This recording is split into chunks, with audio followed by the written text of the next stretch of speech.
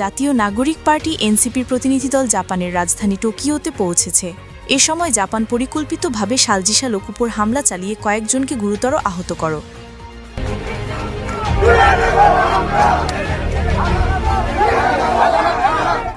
এবার জাপানে জয় বাংলা স্লোগান দিয়ে পুলিশের বাধা পেরিয়ে এনসিপি নেতা সাজিশ আলম, নাসির উদ্দিন পাটোয়ারের উপর হামলা করল।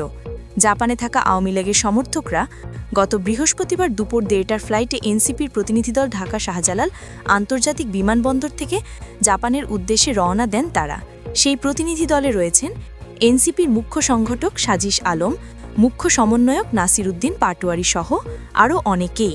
সফরকালে তারা টোকিও ওয়াসাকায় প্রবাসী বাংলাদেশি কমিউনিটি ও এনসিপি সমর্থকদের সঙ্গে বিভিন্ন অনুষ্ঠানে যোগ দেওয়ার পাশাপাশি জাপানে অবস্থিত বাংলাদেশের দূতাবাস, রাষ্ট্রদূতের সঙ্গে সাক্ষাৎ করে প্রবাসী বাংলাদেশিদের সমস্যা ও সম্ভাবনা নিয়ে আলোচনার কথা হয়েছিল। কিন্তু এনসিপি নেতাকর্মীরা জাপানে আসার খবর একদিন আগেই পেয়েছিল আওয়ামী লীগ, তাই এনসিপি নেতাদের গাড়ি অবরুদ্ধ করে রাখে তারা। পুলিশ বাধা দিলে শেষ রক্ষা হয়নি। সার্জিস আলমের জয় বাংলা স্লোগান দিয়ে পুলিশের বাধা পেরিয়ে সার্জিস সেলমান, নাসির উদ্দিন পাটোয়ারির উপর হামলা করে আওয়ামী লীগের সমর্থকরা। এ হামলায় গুরুতর আহত হন সার্জিস আলম।